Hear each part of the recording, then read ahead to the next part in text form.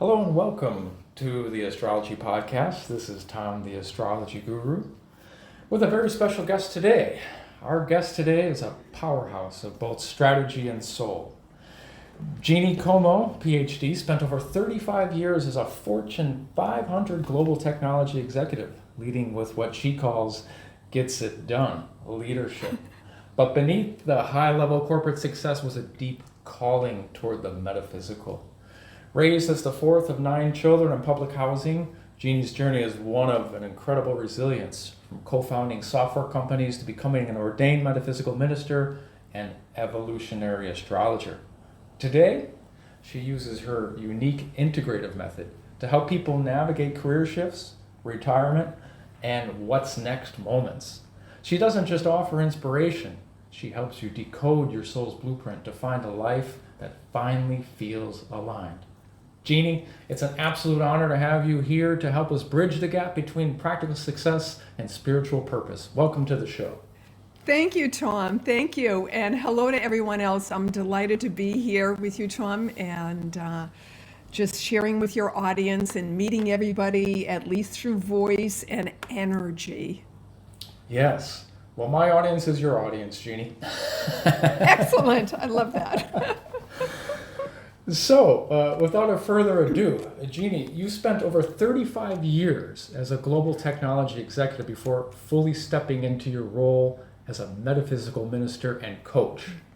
So, for someone currently sitting in the corporate office, especially nowadays, feeling a soul ache, but afraid to leave the security of the 9 to 5, what is the very first internal shift they need to make? That's a wonderful question, Thom, because I can feel that soul ache and I can see myself in that corporate office in Boston, Massachusetts, in a high rise, and looking about me. You know, like everybody else, Thom, I had a corporate job that I fell into, technology, program management. It paid the bills and it gave me identity. And I thought about this question, and the key is that each of us can start from where we are.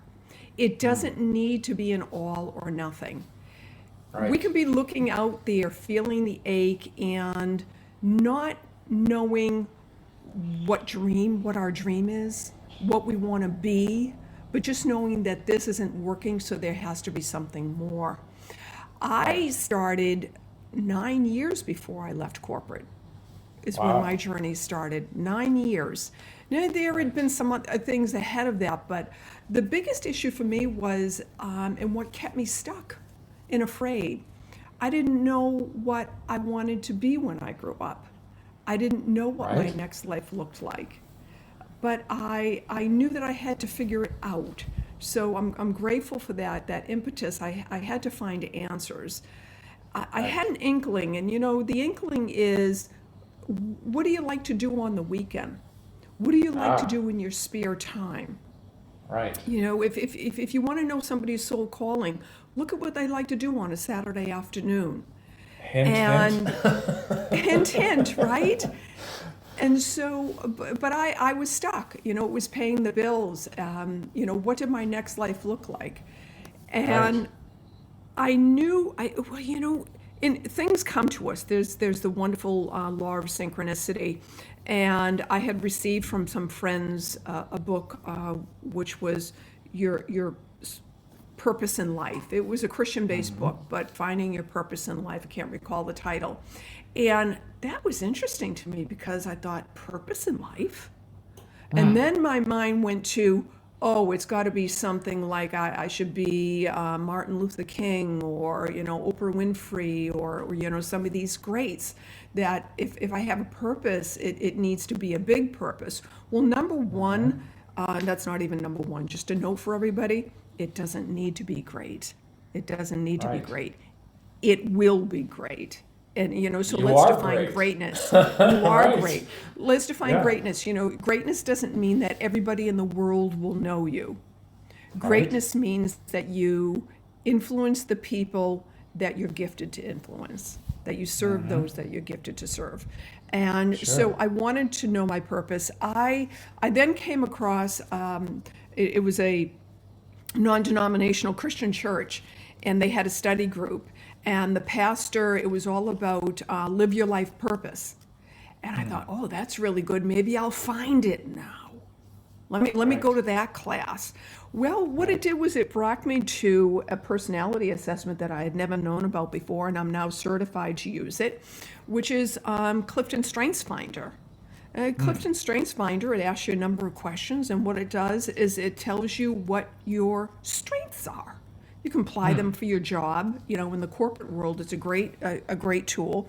And I remember receiving my report and actually crying because it started to peel back the layers of who I really was. I hadn't known these things before. So it started... The personality started to crumble, yeah. Yes, Thom, the personality started to crumble, and I started to see my uniqueness there. Wonderful.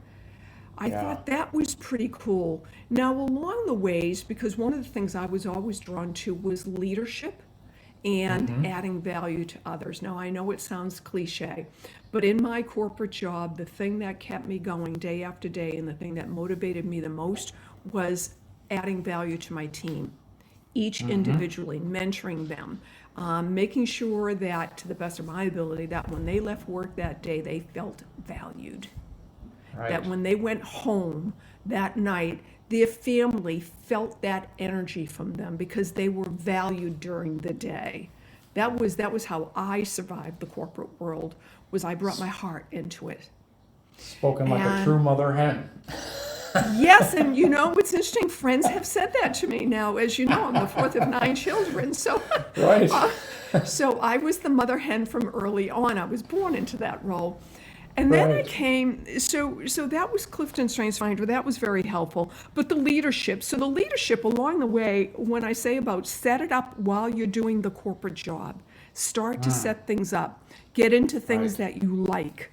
I became part of the John Maxwell. If anybody knows John Maxwell, he's a Christian-based leadership coach. Wrote a lot of great books. They're very practical type books, and I liked them. They resonated a lot, and I went through his program. But the book that I liked the most, and the program that I started running while I was working the corporate job, I started running mastermind groups. You see, I was all about adding value to others in the community. You know, the Kiwanis Club, the Chamber of Commerce, these things. And the title of the book is Put Your Dream to the Test. And 10 great questions, you know, was part of the program, Put Your Dream to the Test. So the big question is that people in the audience would have is, I don't know what my dream is. That was me. I don't know what my dream is. What am I putting to the test? So I still didn't know.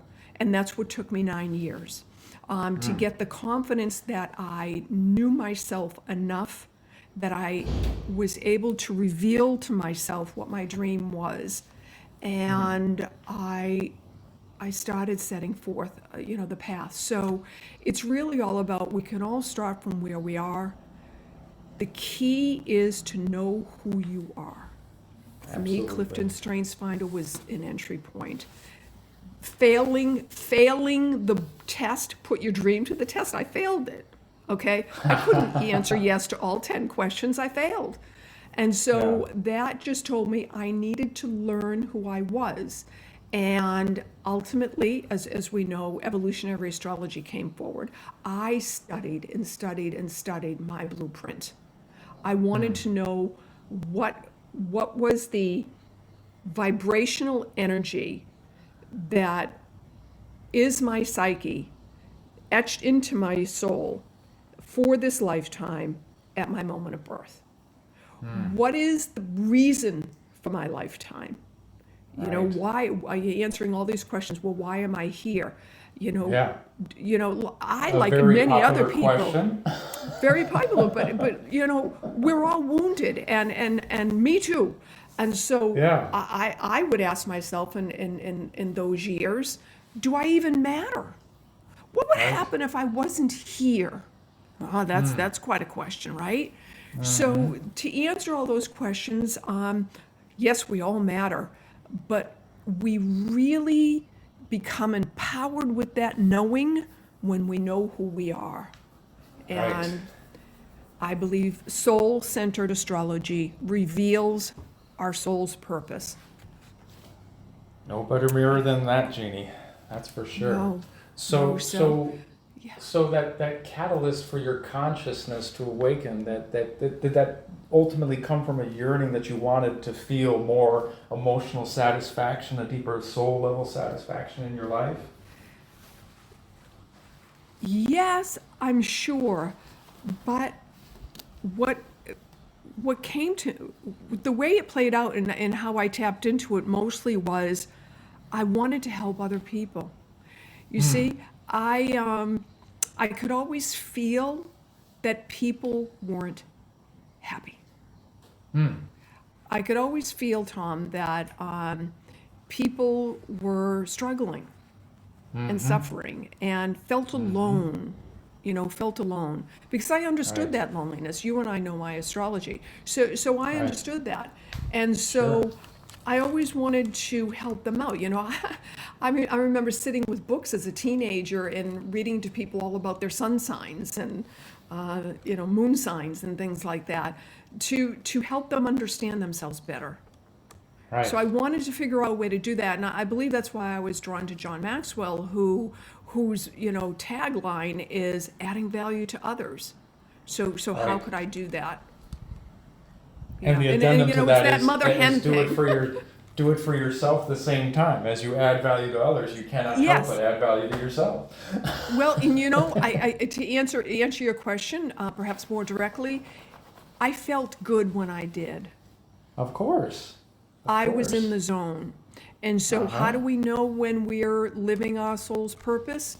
We're in the zone. That's right. We're in the zone. That's right. So I wanted to do more of it. I didn't know in those 9 years how I would do more of it, but I knew I wanted it.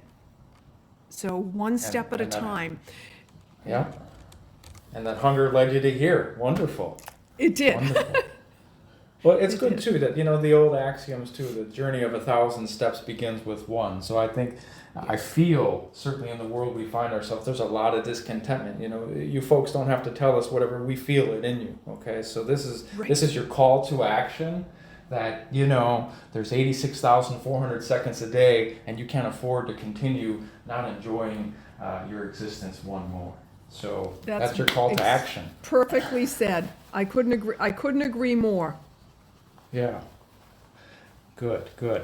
So, you did mention you grew up as the fourth of 9 children. And if that's not enough, in public housing, an environment that clearly shaped your grit and empathy. I mean, how does that grounded upbringing influence how you teach spiritual principles today? This is such an interesting question because when we hear spiritual principles, a lot of us might go to religion. We think religion, this is the source of spirituality.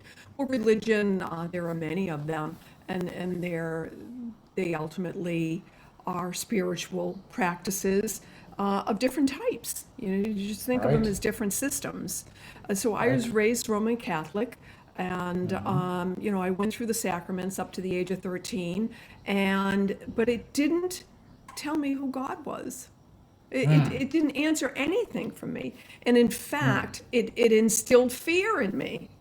I remember having to go to confession and telling the guy behind the screen about all my sins. And I'm 12 years old. I'm like, I don't have any. I made them up. Come on I now, made them up Jeannie. so I wouldn't look. I made them up so I wouldn't look strange. Can you believe that? I'd boy. write them down the night Yeah. before, and because I thought I had to have some. Right. Anyways, Well, you're born Thom, a sinner after all, so yes, you That's have what it. You're just not remembering. Right. That's what they told me. And so, Right. wow. At any rate, the fourth of 9, my mom was an extraordinary figure in my life. She's passed now. At any rate, the dad was an alcoholic, so he was long gone, and that was unfortunate. But she was a very strong Taurian sun woman. Don't know much else about her astrology. But, I remember asking her one day, Mom, where's God? Now, this church thing, and she told me at the end of the confirmation, you don't have to go back anymore if you don't want to. Yeah, she just had this thing about I had to do the thing. Well, of course, I didn't go back. And anyway, she said to me, Thom, God is everywhere. And I thought, God is everywhere. And Very I absolutely believed her. From a young girl, I absolutely believed her. And she had many wonderful sayings. If I think about what seeded my spiritual principles, it's this extraordinary woman. And we pick our parents, we pick our environments. She had a few others I'll share with our audience, which is you be careful what you ask for. You just might get it. Mm-hmm. I thought that was interesting. So she was speaking metaphysically before I even understood metaphysics. That's right there.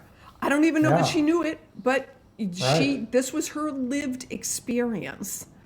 And then the one I never liked, which was, your life is what you make it. So cliche. Pretty powerful. So I thought, oh boy, this is a mess. So this was instilled in me from a young age, and I really believe, Thom, it's what grounded me. That and my energy that I was born with, of course, was always guiding me. The structure of the chart. So it was interesting living in public housing. It was a struggle. I wouldn't trade it for anything. Some interesting memories there. She ran a good household to the best of her ability. But, it's like looking out at the world. Imagine that environment. And a lot of us have come from places, but imagine that environment and symbolically, speaking, looking out the window. You're looking out the window at the world. A world where people live lavishly. And being in a community where just sitting and waiting for the welfare check so somebody wouldn't steal it was my norm. Right. It didn't make sense to me. It didn't make sense to me. And but one more great saying from her that helped me put it all into perspective and really grounded me was so that I would never feel less than anybody else. Everyone Priceless. puts their pants on one leg at a time. That's right. And nobody is better than you are. And so wonderful words to live by. Wonderful. And so, my spiritual principles and what guides me with my clients and people that I come into contact with is just this ancient wisdom that was instilled in my soul. Yeah, well said. It's interesting now that we could certainly, I'm sure, relate that those that were, quote unquote, living the lavish life are really the most impoverished of the bunch. Yes, they are. It's still true to today. Yes, they are. And, why is that? I'll answer. It's because they're disconnected with their true self. Absolutely. Trying to compensate. And so another call to action, ladies and gentlemen. Don't do that. You will lose. Right. You will lose. Right. There's that. It reminds me of that.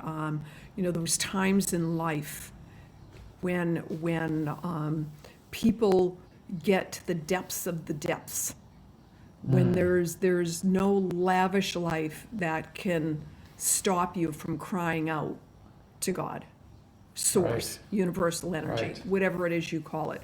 And so, we don't want to wait until that moment to make that connection. That's true. But seemingly somehow our conditioned human nature needs to hit that rock bottom and understand that that's the wonderful foundation to build upon. Yes, it is unfortunate. Yeah. So this kind of helps you keep things practical for people who might be skeptical of woo-woo topics like woo astrology. Oh, I don't believe in that. I read the horoscope all the time in the newspaper. It sounds nothing like me. Because it isn't you, and that's right. So we need to look at the whole person, and so we need to look at the whole birth chart, and astrology is an ancient science. It's a symbolic language. It's a method of decoding the consciousness of one's psyche. Right. And so it is a tool. And what I talked about earlier, knowing who we are, know thyself. The ancient script texts write about this. Know thyself. What were they talking about? Understand your consciousness. Understand what's operating up there. And, we think it's the mind. We think it's the physical brain, but it's not that, of course. It's a field. Right. We're all part of one big field of consciousness. And we have to understand our individual consciousness and how it relates with the bigger field. That's ultimately the purpose of life, is knowing who we are. That's it. Yeah. Befriend yourself. But as true. we spoke earlier, we're shown everything, Jeannie, but how to be ourselves. That is so true. That is, yes, we're told that we should want to be somebody else, somebody better than us. Well, remember what Mom said, there's nobody better than you are. Right. And, We're perfect. I guess I am, We really are. in some respects like that mother hen, but I have said that to people. And people were never told that before. Right. Yeah, and like I say, I share you're perfect. People want to contend that with me. I'm not perfect. We all make mistakes. I'm like, it's impossible to make mistakes. Show me your owner's manual that you deviated from. Right. So just embrace that even more, And in fact, you are to make mistakes. This is part of the soul's evolution. These mistakes will be set up. But how could we get ever to quantify choose. that, though, Jeannie, on a little higher philosophical plan? How could we ever quantify we've made a mistake? There's no such thing as a mistake. Exactly. Nothing but perfection. That's right. That is so true. So if you think you made a mistake, okay, maybe, but you did it perfectly. Because you are perfect. Exactly. So take a load off. Yes. So back to the vibing into those that are really at a point in life that they're doing time. A lot of people, they reach the peak of their careers only to realize they've climbed the wrong mountain. What you call misaligned success. So when a client comes to you with a perfect life on paper but feels empty inside, how do you help them navigate that guilt and find their true soul blueprint? Well, I love that word guilt. First thing we do is tackle that. I have a friend who has a great saying, which is, "Oh, let's pack the suitcase for the guilt trip." That's a good one. Right. As for guilt, we look at it and we turn it into success. I counsel everything happens for a reason. Everything. Right. And guilt is a robber of happiness. You get to choose. You're going to let it have it. You're going to give it away. You're going to give away your joy to what? Right. It's so interesting. Where does the guilt come from? It comes from our perception of what other people are laying onto us as energy. This heavy energy of guilt. And first of all, one should not cast stones because nobody is guiltless. Right. And so we get to choose if we want to buy into somebody's opinion or energy that they're trying to put upon us. We must protect our energy field. And guilt robs it. Guilt breaks it. And so we look at guilt that way. I really talk with them about what guilt is, and let's diffuse it. Another great thing is we have to take a look at the people in our lives that are making us feel guilty. If you want to know where your life will be in 5 years from now, look at the people you surround yourself with. Look at the people you surround yourself with. Look at your circle. If you are in a circle of people that are predominantly fear-based and guilt-based themselves, everything is energy. This is energy that comes into your vibrational field. And Right. it will hold you hostage as long as you Right. stay in that tribe. So we really look at taking down that guilt. The other thing that we do is we look at the stars. We look at the Right. birth chart. We peel it apart. We work on getting to know who the individual is at a soul level, the soul purpose. Now, and as I said earlier, with that knowledge, as you start the journey, because it never ends, of peeling back who you really are, letting go of that personality and that ego and Right. the outside world, who are you really? Why are you here really? With that knowledge, we become empowered to start the parallel path. You see that Absolutely. 9-year path. It was Right. that strengths finder that really started getting me going. Something as simple as my top 5 strengths. Right. I wasn't tapped into the metaphysics at the time, but that really got me going. And so we start the parallel path. So we've got to detach from what's holding us back in order Right. to leave the misalignment. Right.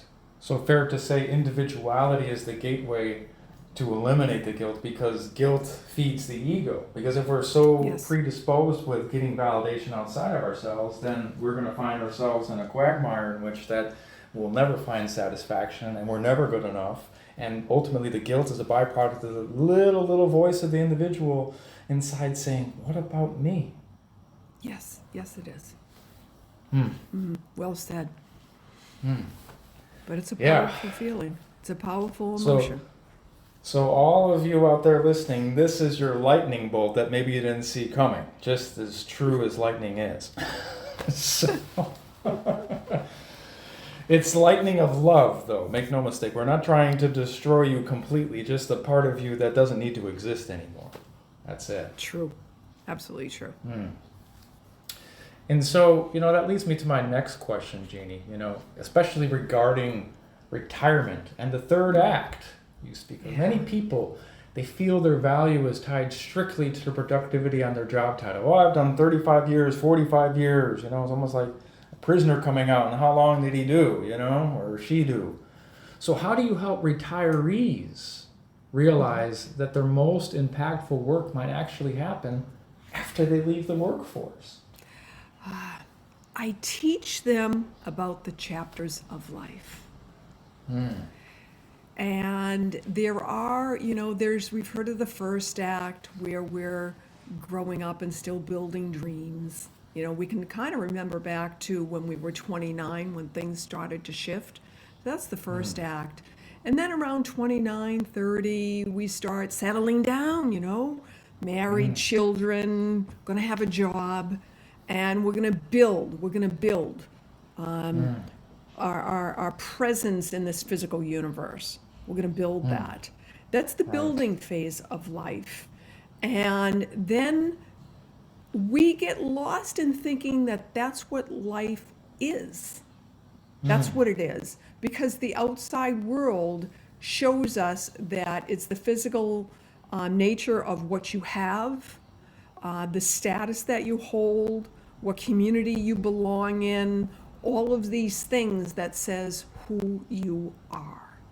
So I work with the retirees to teach them the chapters of life.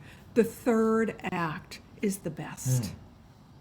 Well Because said. in the third act, everything is falling away.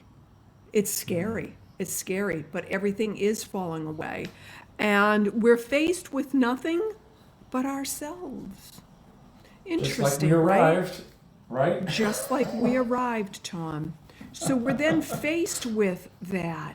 And if we've really hunkered down into the world and not sought to know who we really are within during all of those years, then the retirement years are especially scary because we don't know why we're here. It wasn't just to have the corporate job.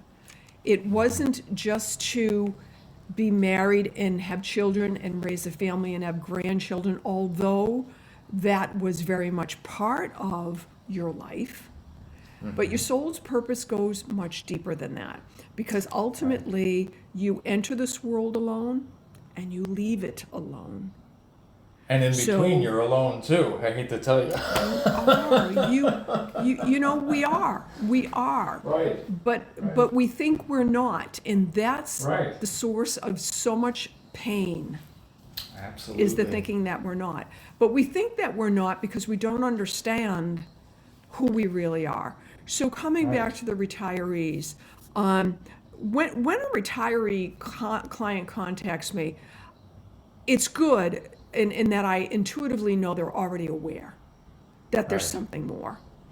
I like to somehow seed into retirees that have had no vision of what's possible whatsoever. That are really just, seeded into, that's what I was and I could never be more.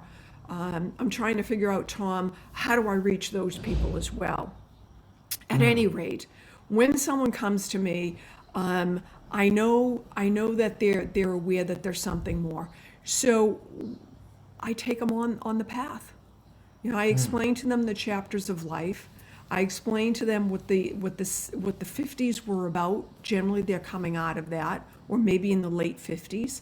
What the 60s are all about. It just gets better in the 70s and the 80s and all the way up. And as long as you're here for a reason. So what's the reason? And we consult the stars. We absolutely consult the stars. What skills and talents were they gifted with? And how do those gifts? How will those gifts be used to serve the betterment of humanity?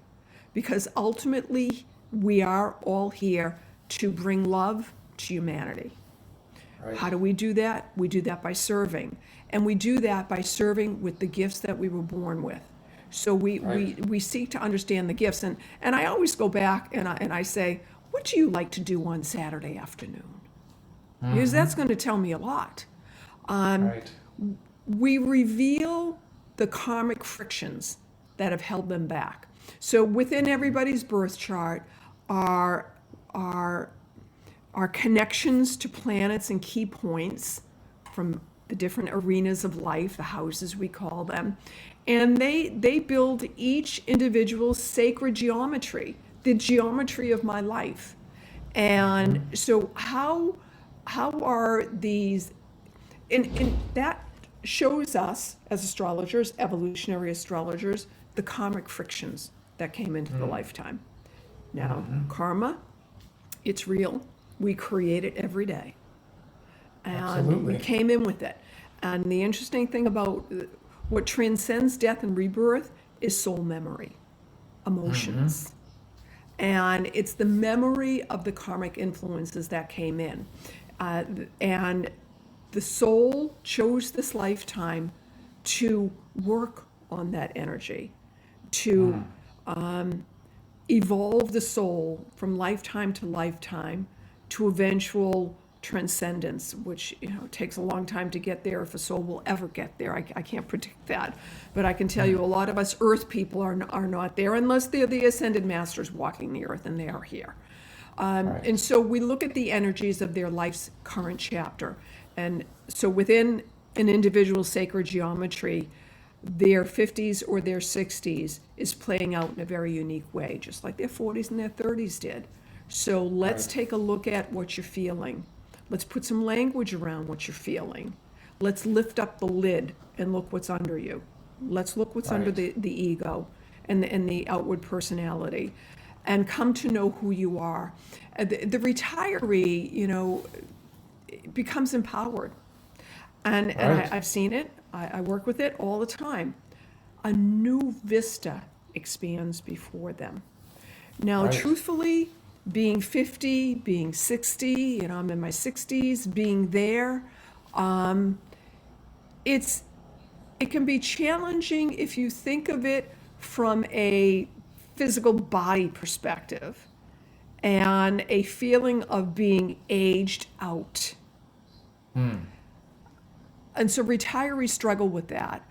And I focus on showing them that they're not aged out, will never be aged out, and that every season of life comes with a purpose. So let's look at those gifts and strengths that you brought in. Ultimately, there's footprints of them in their lifetime. Well, I was always painting, someone might say. Well, yes, I see the art here. You know, and so how do we bring that out into something that you'll bloom forward with? Right. Well, I'm glad that you brought up the karma, because, you know, certainly in my works, I coined a word some time ago, astrogenealogy, and the karma, it seems, in layman's terms, that we inherit, especially as all of our predecessors, all of our legacy, if they didn't work to expand on their own experience and their own consciousness, then every generation that didn't do that, we inherit. Right. Yes. And so that it's almost like, you know, as we talk about, we arrive with wounds, we sure do. And again, one cannot give what they don't possess from birth. So if they possess unconsciousness, guess what you inherit? Like a family cameo, you inherit unconsciousness, but not only yours, but your legacy too. That's right. But it as you know and I know, it's never too late to bring light to that dark room, you know, because that's what keeps it alive, the darkness. But when we start increasing our consciousness, that's when we start seeing what's in front of us and all around us. That's right. The light casts out the darkness, and the interesting thing is the ancestors' energy is they're alive, and you know, they're not in our realm, but it's still there. And Absolutely. so when we bring in the light, we bring the light to them. Right. So you heal them too. You heal the whole tribe. Yes, we do. And yeah, that's very powerful, Thom. Wow. Yeah. So, you know, you mentioned evolutionary astrology, Jeannie. So for those unfamiliar with evolutionary astrology, it can sound a bit intimidating.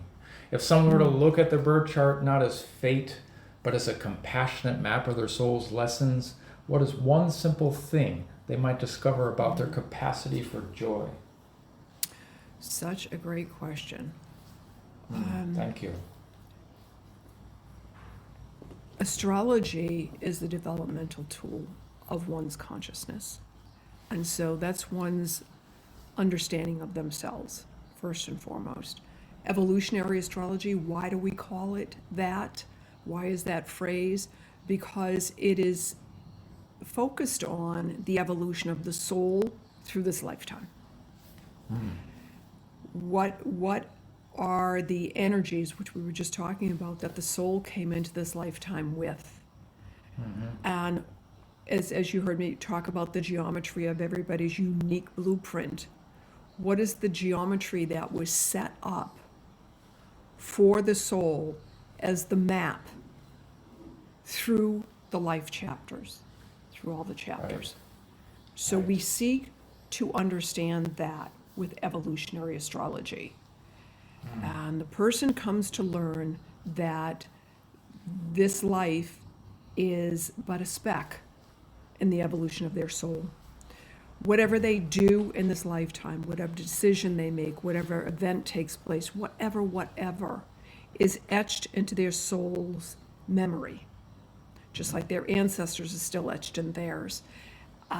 Life is not fated. So there, you know, again, astrology had a bad rap from its earlier days when it would be used as prediction, to predict events. I don't use astrology to predict events because life is not fated. We have this wonderful thing, which is what makes humans unique, called free will. And evolutionary astrology can teach us the energies, like the weather, that we came in with, that we're working with at any point in time. But we get to decide how we dress for that weather. And that's where the decisions come in. When, you know, to quote a famous quote, when you know better, you do better, right? When you know your evolutionary astrology, when you know your stars, you understand why you're prone to make decisions that probably weren't the best. And then you're empowered to understand them and really take an objective step back and look at them. And so astrology cannot predict your future. And soul lessons, I look at soul lessons as the soul's unfoldment in this lifetime. The soul will go on. As I said, every decision, every act will be imprinted into your soul for eternity. And that's a fact. The individual with evolutionary astrology discovers that simply participating in their own becoming, and I really focus on teaching and mentoring people this, simply participating in your own becoming will increase their capacity for joy. You're in the zone. You're in the zone. You know, and that's joyful. What do you like to do on Saturday afternoon? Right. Not what your husband or spouse or anybody else likes to do, but what you like to do when you're left to your own choices. Right. When we live a life in which we can express our unique qualities, and they are unique because only you can do you. There's nobody else that can do you. And when we do that, we increase our capacity for joy. And, you know, coming back to why the soul is here, why humanity? Why are we here? We're here to express love, the love of our Creator. This is why we were created. It really is that simple. The highest spiritual truth. It's the It really highest. is. People just have such a hard time understanding that it could be that simple. I share a story. A very dear friend was passing away. Very dear friend, and her sister told me she was so close to her speaking. She had her ear at her mouth, and this wonderful lady said to her sister, "It's real. It's real." And her sister said, "What? What's real?" "Love." Right. And those were the last words. Those were the last words. So, you know, it's real, folks. And so I think joy is being tuned into our unique part in the symphony of the larger humanity. That will bring us joy. The birth chart shows us where we are meant to radiate our uniqueness. And joy emerges, Thom, when we no longer resist the unfoldment of the soul. Well put. Well put. And I could so share personally the compassionate map that it is. I wouldn't be having this conversation with you without astrology. It was my own salvation. I was my own salvation, but it allowed me to objectify my existence. It was a mirror to me to give me, oh, okay, this is for me. Everything is happening, you know, for me, not to me, so to speak. And to evolve in that. So these are all, you know, and the evolutionary astrology aspect is that we're in constant change, folks. Yes. We're always in constant change, but in synonymous with that, we're to evolve. Again, 86,400 seconds a day. We're to be evolving all through that. We're not supposed to be collecting dust in the corner and complacent. That's not, we're going against life. Oh, that is so true. That is so true. We're not to be, you know, I can picture an energy sitting in a room with the head down and surrounded by friends and family and, you know, the people they're traveling with this moment in time that are just dark energy. And, you know, and here's the soul whose light is trying to shine. It's hard. So we you know, one step at a time, an awareness that everything is love and your light is meant to shine that love. You know, joy is the experience of becoming who we were created to be. Absolutely. And there's more permanence to joy than happiness. I think a lot of people, they get fixated on happiness, but happiness is very temporary. Not that life itself isn't, but happiness is temporary. It's a temporary state. It fades off. It's everything. Joy is more, it's contentment. Joy, there's a contentment with joy. There's a permanence to it, because once you discover that uniqueness within and you're operating from that, then there's no room for anything else. That's right.